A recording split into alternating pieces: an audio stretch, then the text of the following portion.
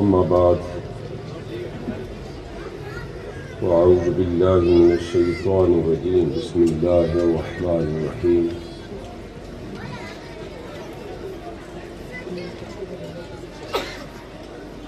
الذين آمنوا وكانوا يتقون صدق الله العظيم۔ میرے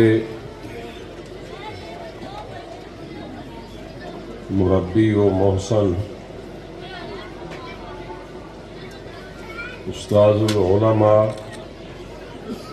و استاذ المکرم حضرت قبلہ علامہ مولانا عبد الرحمن نقشبندی دامت برکاتکم العالیہ،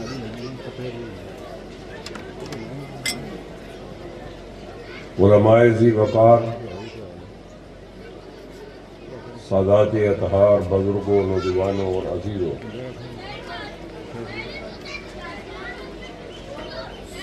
آج اس مجلس میں مجھ سے قبل ایک تو میں حضرت پروفیسر محمد جبروز صاحب ان کی گفتگو سے چند جملے میں نے سماعت کرنے کی سعادت حاصل کی، اور اس کے بعد ہمارے عزیز فاضل جن پر واقعی علامہ کا شخص فٹ آتا ہے، امام حمزہ صاحب، ان کی گفتگو آپ نے بھی سماعت فرمائی، میں نے بھی سنی، اور دل کی اتھاہ گہرائیوں سے ان کے والد گرامی اور اپنے استاذی المکرم کو مبارکباد پیش کرتا ہے۔ علمی جو تربیت فرمائی ہے وہ تو ایک اپنی جگہ ہے، لیکن حقیقت میں اس کے ساتھ ساتھ جو روحانیت میں اسباق پڑھائے گئے ہیں یہ ایک اپنا معنی رکھتے ہیں۔ آج جس ہستی کے عرس مبارک میں ہم شریک ہیں، اور میں اللہ کا شکر ادا کرتا ہوں کہ اللہ نے مجھے توفیق عطا فرمائی کہ آج اس عظیم مجلس میں میں شریک ہوا ہوں۔ وہ شخصیت ہے، بجائے انہوں نے فرمایا کہ ہمارا ایک ذہن بن گیا ہے، ہم یہ سمجھتے ہیں کہ وہ شخص جس کے ساتھ 5-10 آدمی ہو، اس کے نعرے لگا رہے ہوں اور وہ ذکر و اذکار کے اس جھرمٹ میں وہ اسٹیج تک آئیں، لیکن نہ دین کی انہیں پرواہ اور نہ ہی انہیں روحانیت کا کوئی علم حاصل ہے، تو ہم یہ سمجھتے ہیں بس یہ پیر صاحب بڑے کامیاب پیر صاحب ہیں، پہنچی ہوئی ہستی۔ لیکن بات پھر وہیں آتی ہے کہ جب قرآن اپنے اللہ کے ولیوں کا ذکر فرماتا ہے تو 2 چیزیں اس میں بیان فرمائی، اور وہ صرف یہ الذین آمنوا وکانوا یتقون، پہلی چیز ایمان۔ اور الحمدللہ جن بزرگوں کے عرس میں ہم شریک ہیں وہ ایک ایسی ہستی تھی کہ علم کے ساتھ ساتھ وہ روحانیت کا بھی اعلیٰ مقام اللہ نے انہیں عطا فرمایا۔ میں اس وقت یہ ان کی شفقتیں اور مہربانیاں ہیں، میں اب بھی طالب علم ہوں، جب ان کے سامنے حضرت کے سامنے زانو احترام میں بچھا کر میں علم حاصل کر رہا ہوتا تھا تو جو درسی کتابیں ہیں وہ تو خیر پڑھنی ہوتی ہیں، اس کے ساتھ ساتھ جو ہمارے اعمال کی تطہیر فرماتے تھے یہ ان کا کام ہے، اور یہ چیز آج آپ دیکھ رہے ہیں۔ میں یہ سمجھتا ہوں کہ ان کے والد گرامی رحمت اللہ تعالیٰ علیہ، ان کے اندر کمال درجہ میں یہ چیز موجود ہے۔ تو وہ تشریف لے گئے. سرائے علمگیر آپ پڑھاتے تھے, ہم وہاں پڑھتے تھے. تو جب آپ تشریف لے گئے تو ہمارے ایک سینئر دوست تھے حافظ نقیب صاحب, اگر وہ باقاعدہ حیات ہیں تو اللہ ان کی زندگی میں اور برکتیں عطا فرمائے, اگر وہ وصال فرما گئے تو اللہ تعالیٰ اپنی رحمتیں ان کے شامل حال فرمائے.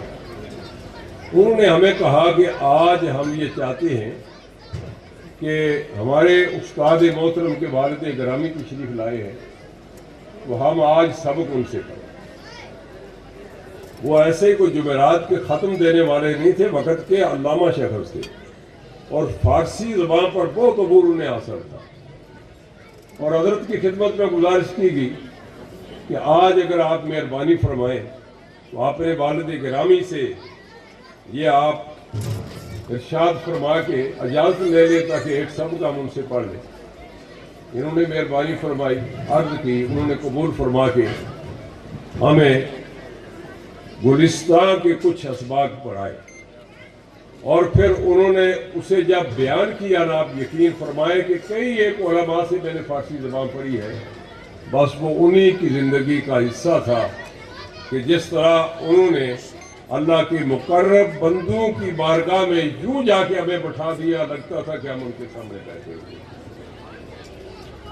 طبیعت میں سادگی تھی, اور اتنے سادے کہ کبھی بھی انہوں نے اس بات کی پرواہ نہیں کی کہ وقت کا کتنا بڑا امیر کو کتنا بڑا بادشاہ. اور خوب کہا علامہ اقبال نے. علامہ اقبال کہتے ہیں کہ نگاہ فقر میں شان سکندری کیا ہے. یہ بادشاہی, یہ وقت کا سکندر بن جانا, حفظ اقلیم کا شہنشاہ ہو جائے. تو علامہ کہتے ہیں, درویش تھے نا, کہتے ہیں کہ نگاہ فقر میں شان سکندری کیا ہے, نگاہ فقر میں شان سکندری کیا ہے. ارے خراج کی جو گدا ہو وہ کیسری کیا ہے. جو ٹیکس پہ چلنے والی حکومت, مالیہ جمع کر کر کے جو حکومت چلانے والا ہے, اس کی کیا حیثیت ہے. خراج کی جو گدا ہو وہ کیسری کیا ہے. وہ حضرت کے آنکھوں کے سامنے اس کی کوئی حیثیت نہیں تھی. بڑے سادہ, آپ دیکھتے ہوں گے چلتے پھرتے سب میں, اور کبھی آپ نے اس پر بھی فخر کا اظہار نہیں کیا کہ اللہ نے مجھے کتنا علم عطا فرمایا. اور جو ابھی امام حمزہ صاحب بیان فرما رہے تھے, میں یہ سمجھتا ہوں کہ یہ سب ان کا فیض ہے, یہ ان کا فیض ہے. سادات کی عزت تو ان کی خون کے ساتھ یوں چلتی تھی نس نس میں کہ اللہ اکبر. ہم پڑھتے ہیں, ہم سنتے رہے ہیں کہ بزرگوں نے آل رسول کی عزت کس طرح کی ہے, لیکن حضرت علامہ محمد صاحب رحمۃ اللہ تعالیٰ علیہ کو میں نے اپنی آنکھوں سے دیکھا کہ وہ آل رسول کی عزت کس طرح کرتے ہیں. ایک مرتبہ وہ لاہور ہمارے ادارے میں قدم رنجہ فرمایا, رات میرے پاس قیام کیا انہوں نے, ان کی ذرا نوازی تھی, میں بھی بڑا خوش بخت ہوں. تو رات گزارنے کے بعد صبح ناشتہ کر کے تو مجھے فرمایا کہ اب مجھے حضور داتا صاحب رحمۃ اللہ علیہ کی بارگاہ میں حاضری دیں. بڑی توجہ کے ساتھ سننے کی بات ہوئی. میں نے کہا نا کہ ہم پڑھتے ضرور ہیں, سنتے رہے ہیں, لیکن عملی طور پہ میں نے اپنی آنکھوں سے دیکھا. تو جب آپ نے یہ فرمایا تو آپ اٹھنے لگے, تو میں نے ان کے پائے پوش, ان کے جوڑے جو تھے انہیں اپنے ہاتھوں سے سیدھا کر کے سامنے رکھ دیا. آپ نے دونوں ہاتھ اپنے سر پہ رکھے اور مجھے یہ کہا کہ یہ کیا کیا آپ نے. آپ نے میرا روزہ آج توڑا دیا, میرا روزہ ٹوٹ گیا ہے.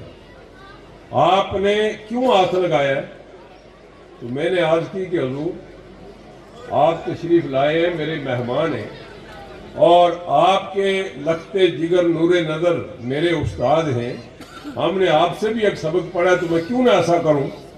تو فرمانے لگے یہ بات اچھی نہیں، میں نے کبھی بھی کسی سید سے میں نے خدمت نہیں لی، اور اب میں یہ جو جوتے ہیں نا اپنے یہ جوڑے یہ میں اب نہیں پہنتا۔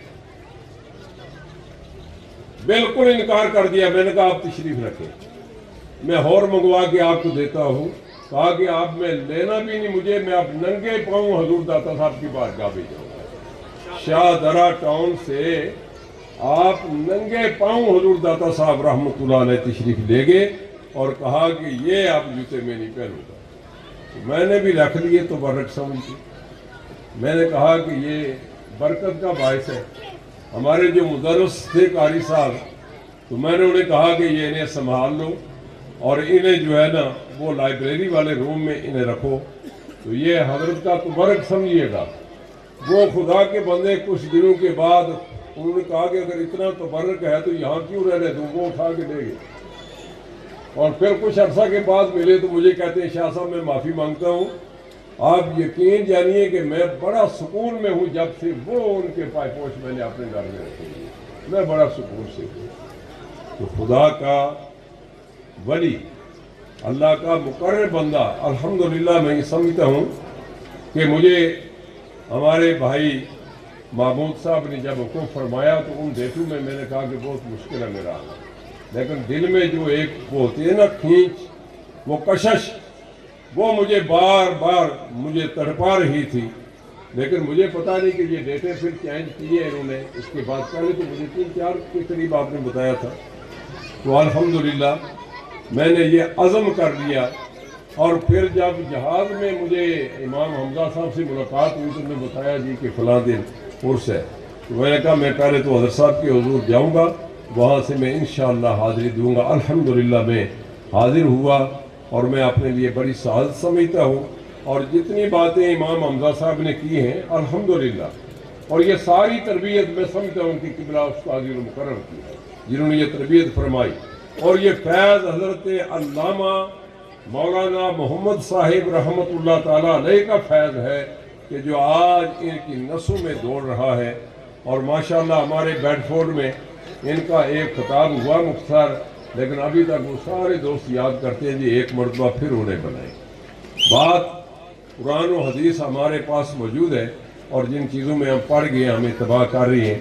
اللہ کریم جل مجدہ میرے استاد محترم کا سایہ ہمارے سروں پہ قائم رکھے، اور جو حضرات آج حضور کے اس مبارک میں تشریف لائے ہیں اللہ سب کو برکتوں سے نوازے، آمین۔ وما علینا الا اللہ۔